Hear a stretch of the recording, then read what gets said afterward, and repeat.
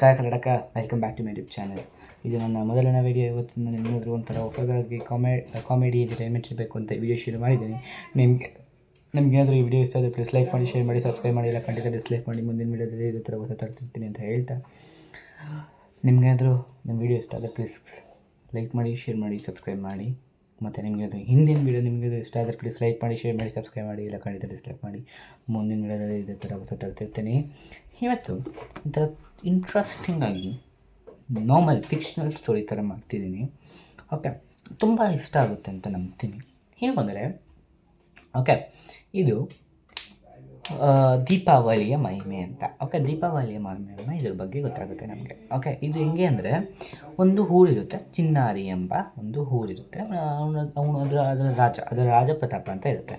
ಅವನ ಹತ್ರ ಎಷ್ಟು ಹಣ ಇತ್ತು, ತುಂಬ ಟ್ರೆಷರಿ ಇತ್ತು. ಅವ್ರ ಸಂಪ್ರದಾಯ, ಅವ್ರ ಕಿಂಗ್ಡಮಲ್ಲಿ ತುಂಬ ಇದಿತ್ತು, ಟ್ರೆಷರಿ ಇತ್ತು. ಅವನು ನಾರ್ಮಲು ಆಯಿತು, ದುಡ್ಡಿದೆ, ಏನಾದರೂ ಮಾಡ್ತೀನಿ ಅಂತ ಮಾಡ್ತಾನೆ. ಏನು ನೋಡಿದ್ರು ಹಂಗೆ ಮಾಡ್ತಾನೆ. ಏನು ನೋಡಿದ್ರು ತಗೋಬೇಕು ಅಂತಾನೆ. ಎಲ್ಲೆಲ್ಲಿ ನೋಡಿದ್ರು ಚಿಕ್ಕ ಪುಟ್ಟಕ್ಕೂ ದೊಡ್ಡ ಚೇಂಜ್ ಮಾಡ್ತಾನೆ. ಅಷ್ಟು ಹಣವಿರುತ್ತೆ.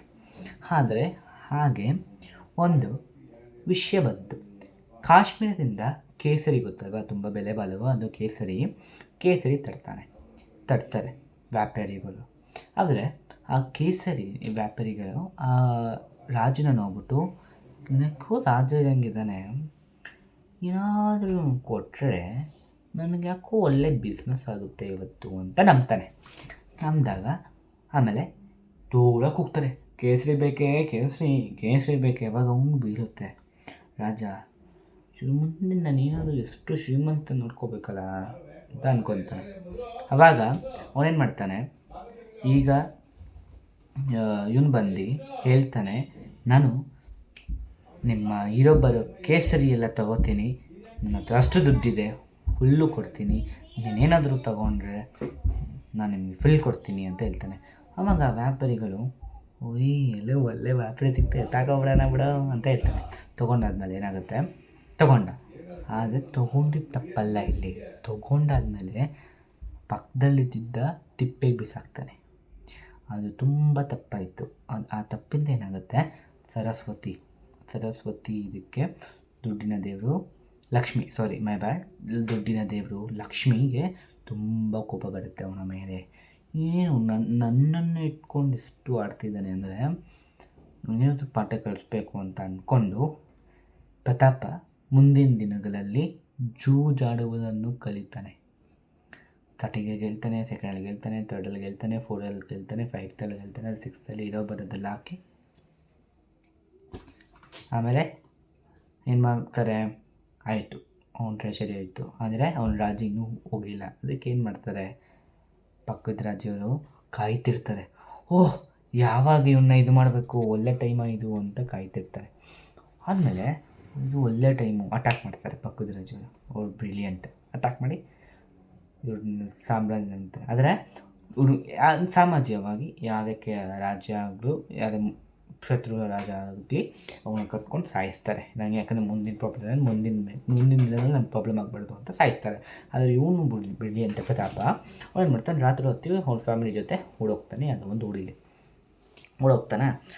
ಏನು ಮಾಡಾದ್ಮೇಲೆ ಓಡೋಗ್ತಾನೆ. ಅಲ್ಲೊಂದು ಯಾವುದೋ ಪಕ್ಕದ ಊರದ್ರಲ್ಲಿ ಒಂದು ಶೆಡ್ ಹಾಕ್ಕೊಂಡು, ನಾರ್ಮಲ್ ಒಂದು ಟೆಂಟ್ ಥರ ಹಾಕ್ಕೊಂಡು ಅಲ್ಲಿ ಜೀವನವನ್ನು ಶುರು ಮಾಡಿದಾಗ ಅವ್ರಿಗೆ ಏನೂ ಕೆಲಸ ಇರಲಿಲ್ಲ. ಆದರೆ ಅವ್ರ ಹತ್ರ ಒಬ್ಬ ಸೊಸೆ ಇದ್ದರು, ತುಂಬ ಬುದ್ಧಿವಂತಿಕೆ. ಅವಳು ಹೆಂಗೆ ಅಂದರೆ, ಈಗಿರೋ ಪರಿಸ್ಥಿತಿಲೂ ಇರೋಬ್ಬರು ಸಂಸಾರ ಎಲ್ಲ ನೋಡ್ಕೋತಿದ್ರು. ಅವ್ರದ್ದು ಸಂಸ್ಕಾರ, ಫೈನಾನ್ಷಿಯಲ್ ಆಗಲಿ, ಊಟ ಆಗಲಿ, ಅದು ಆಗಲಿ, ಇದಾಗಲಿ ಎಲ್ಲ ನೋಡ್ಕೋತಿದ್ರು. ಈಚ್ ಆ್ಯಂಡ್ ಎವ್ರಿಥಿಂಗ್ ನೋಡ್ಕೋತಿದ್ರು. ಅದಕ್ಕೆ ಅವಳು ತುಂಬ ಬುದ್ಧಿವಂತೆ. ಮತ್ತು ಅವ್ರ ಮಾವಂಗೆ ಆ್ಯಸ್ ವೆಲ್ ಆಸ್ ಹಸ್ಬೆಂಡ್ ಅವ್ರ ಗಂಡಂಗೆ ಹೇಳ್ತಿದ್ರು, ಸಮಾಧಾನ ಪಡಿಸ್ತಿದ್ರು, ನಿಮ್ಗೇನೂ ಆಗಿಲ್ಲ, ನೀವು ಬರ್ತೀರಾ, ನೀವು ತಿರ್ಗಾ ಶ್ರೀಮಂತರು ಆಗೇ ಇರ್ತೀರ ಅಂತ ಹೇಳ್ಕೊಳ್ತಾರೆ. ಆವಾಗ ಇವ್ರೇನು ಮಾಡ್ತಾರೆ, ಅಲ್ಲಿ ಯಾರೋ ಇಟ್ಕೆ ಹೊಡೆಯೋ ಕೆಲಸಕ್ಕೆ ಹೋಗಿರ್ತಾರೆ. ಅಷ್ಟು ಟಾಪು ಕೇಸರಿ ಇರೋದೆಲ್ಲ ತೆಗಿತಿದ್ಲು. ಈಗ ಇಟ್ಕೆ ಹೊಡೆಯೋ ಕೆಲಸ. ಟೈಮು ಹೇಗಾದರೂ ಆಗುತ್ತೆ. ಯಾವಾಗಲೂ ಪ್ರಜ್ಞೆವಾಗಿರಿ ಅಂತ ಹೇಳ್ತೀನಿ. ಓಕೆ, ಇಟ್ಕೆ ಹೊಡಿತಿದ್ರು. ಆ ಇಟ್ಕೆ ಹೊಡೋಕೆ ಒಂದಿನ ಏನು ಹೇಳ್ತಾರೆ, ಆ ಸೊಸೆ ಹೇಳ್ತಾರೆ, ನೀವೇನೋ ಬರುವಾಗ ಏನೇ ಆಗಲಿ ಏನಾದರೂ ಒಂದು ತೊಗೊಬನ್ನಿ ಅಂತ ಹೇಳ್ತಾರೆ. ಆವಾಗ ಬರುವಾಗ ಪ್ರತಾಪ ಮತ್ತು ಅವನ ಮಗ ಏನು ತರಬೇಕು ಅಂತ ಯೋಚಿಸಿದ್ರೆ ಅಲ್ಲಿ ಬಿದ್ದಿರೋ ಬ್ರಿಕ್ಸ್ ಅಂದರೆ ಕಲ್ಲು ಅದೆಲ್ಲ ತೊಗೊಂಡು ಮನೆಗೆ ಬರ್ತಾರೆ. ಮನೆಗೆ ಬಂದು ಮೇಲ್ಗಡೆ ಸೆಂಟ್ ಮೇಲ್ಗಡೆ ಎಸಿತಾರೆ. ಆಮೇಲೆ ಮಾರನೇ ದಿನ ಅವ್ರಿಗೇನೂ ಸಿಕ್ಕಿರಲ್ಲ.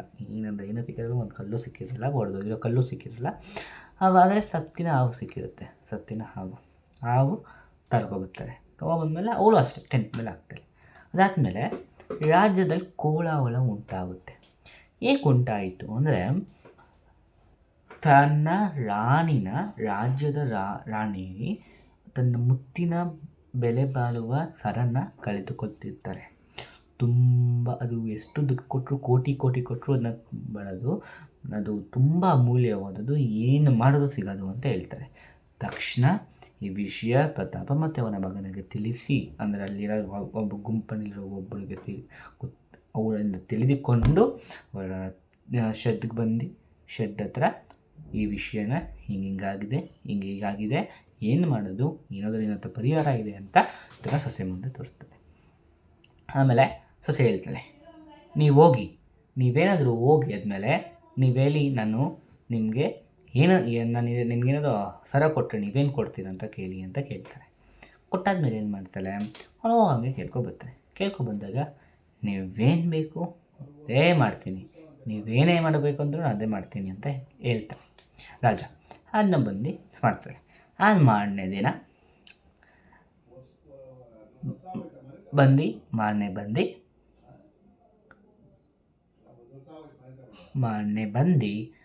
ಹೋಗ್ತಾರೆ ರಾಜ ಹತ್ರ. ಸೊಸೆ ರಾಜ್ಯ ಹತ್ರ ಹೋಗ್ತಾರೆ. ರಾಜ ಹತ್ರ ಹೋದಾಗ ಇದು ಕೊಡ್ತಾಳೆ, ಏನು ಅಮೂಲ್ಯವಾದ ಸರವನ್ನು ಕೊಡ್ತಾರೆ. ಅಮೂಲ್ಯವಾದ ಅದೇ ಅಂತ ನಾನು ಲಾಸ್ಟಲ್ಲಿ ಹೇಳ್ತೇನೆ, ಕೊಡ್ತಾಳೆ. ಆಗ ಇದು ಹೆಂಗೆ ಸಿಕ್ಬಿಡ್ತಾ, ಹಿಂಗೋ ಅದೃಷ್ಟ ಪರಿ ನನಗೆ ಸಿಕ್ತಲ್ಲ, ನಿಂಗೇನು ಬೇಕಾದರೂ ಕೇಳು ಅಂತ ಕೇಳ್ತಾರೆ. ಆಗ ನನಗೇನು ಚಿನ್ನ ಬೇಡ, ದುಡ್ಡು ಬೇಡ, ಮನೆ ಬೇಡ, ಆಸ್ತಿ ಬೇಡ, ನನಗೇನು ಬೇಡ, ನನಗೆ ಬೇಕಾಗಿರೋದು ಒಂದೇ. ಬರ್ತಿರೋ ದೀಪಾವಳಿ ದಿನ ಯಾರೂ ದೀಪವನ್ನು ಹಚ್ಚಬಾರ್ದು, ಫುಲ್ಲು ಕತ್ಲು ಆವರಿಸ್ಕೋಬೇಕು. ಇನ್ನು ಇದು ಅರಮನೆ ಕೂಡ ಹಾಕಬಾರ್ದು ಅಂತ ಹೇಳ್ತಾಳೆ. ಮತ್ತು ಯಾರೇ ನೀವೇನಾದರೂ ದೀಪವನ್ನು ಹಚ್ಚಲೇಬೇಕು ಅಂದರೆ ನನ್ನ ಗೂಡಿನೊಳಗೆ ಬಂದು ಹಚ್ಚಬಹುದು ಅಂತ ಹೇಳ್ತಾರೆ. ಆಗ ರಾಜ ಇದೆಂಥ ವಿಚಿತ್ರ ಬೇಡಿಕೆ ಗೊತ್ತಿಲ್ಲದೆ ಅಂತ ಕೇಳ್ತಾರೆ. ಅವಳೇನು ನಮ್ಗೆ ಹೆಂಗೋ ಸರ ಸಿಕ್ತಲ್ಲ ಅಷ್ಟು ಸಾಕು ಅಂತ ಕೇಳ್ತಾ ಅಲ್ಲಿ ಬರ್ತಾರೆ. ಅದಾದಮೇಲೆ ದೀಪಾವಳಿ ದಿನ ಬರುತ್ತೆ. ಬಂದಾಗ ಯಾರು ಒಬ್ಬರು ಮನೆಯಲ್ಲೂ ದೀಪ ಹಚ್ಚಿರಲ್ಲ. ಆದರೆ ಊರಿನ ಆಚೆ ಬಂದಾಗ ಶೆಡ್ಡಲ್ಲಿರೋ ದೀಪ ಸಿಗುತ್ತೆ, ದೀಪದಲ್ಲಿ.